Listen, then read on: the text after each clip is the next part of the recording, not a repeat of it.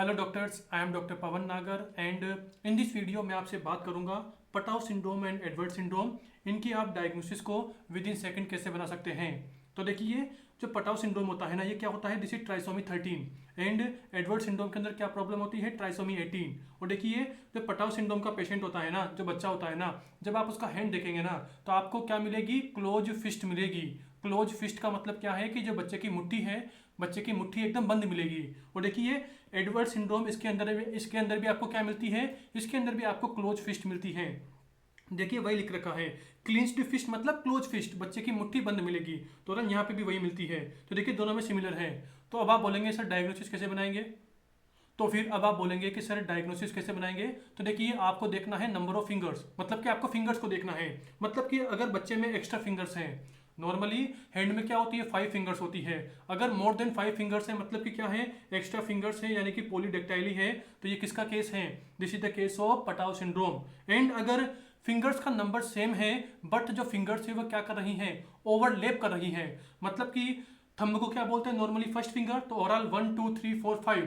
तो overall second finger third finger के ऊपर है और फिफ्थ फिंगर ऐसे फोर्थ फिंगर के ऊपर है। मतलब कि फिंगर्स ऐसे ओवरलैप कर रही हैं।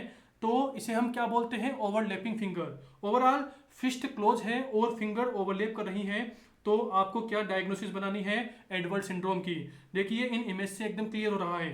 देखिए 1 2 3 4 5 6, यहाँ पर क्या है, यहाँ पर टोटल 6 फिंगर है। मतलब कि क्या है, पॉलीडेक्टाइली है, यानी कि ये किसका हाथ है, ये पटाव सिंड्रोम के बच्चे का हाथ है।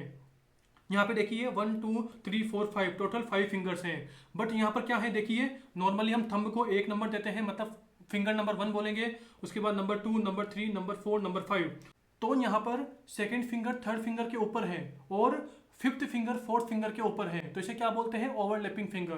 तो overall this is the hand of Edward syndrome. उसी के साथ देखिए, जो पटाव सिंड्रोम होता है ना, जब आप इसके बच्चे की आई को देखेंगे ना तो वहां पर आपको क्या मिलेगा, वहां पर आपको कोलोबोमा मिलेगा।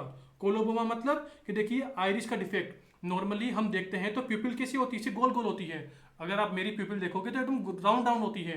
तो देखिए यहाँ पर जो कोलोबोमा होता है उसमें ऐसे राउंड प्यूपिल नहीं होती। देखिए प्यूपिल नीचे की तरफ ऐसे जा रही है। तो ओवरऑल जो ये प्यूपिल है ये कैसी दिखाई दे रही है, ये आपको दिखाई दे रही है की होल जैसी। अरे यार, नॉर्मली जो लॉक होता है ना, की का होल होता है ना, जहाँ पर हम अपन चाबी डालते हैं। तो देखिए ये ऐसे की होल जैसी हमें क्या दिखाई दे रही है, हमें की होल जैसी प्यूपिल दिखाई दे रही है। तो ओवरऑल की होल प्यूपिल या बोल दो कोलोबोमा, ये किस में मिलता है, ये मिलता है इन द केस ऑफ पटाव सिंड्रोम के अंदर। उसी के साथ देखिए, जो एडवर्ड सिंड्रोम होता है ना, इसमें क्या मिलता है, इसमें आपको मिलता है हॉर्स शू शेप किडनी। देखिए नॉर्मली किडनी ऐसे होती है, जैसे राइट किडनी जैसे लेफ्ट किडनी, दोनों किडनी अलग अलग होती है। बट अगर इनका जो लोअर एंड है, नीचे वाला एंड है किडनी का, अगर ये ऐसे जुड़ जाए तो देखिए, अगर ये जुड़ गया तो आपको यहाँ पर ऐसे एक हॉर्स शू शेप की स्ट्रक्चर दिखाई दे रही होगी। अरे यार, हॉर्स शू मतलब मैं क्या बोल रहा हूँ, हॉर्स शू मतलब कि जो हॉर्स के जूते होते हैं वो वाले शूज। तो ओवरऑल हॉर्स ऐसे मेटल के शूज को पहनता है। ओके, ऐसे मेटल के शूज को पहनता है। तो ये क्या है, दिस इज हॉर्स शू।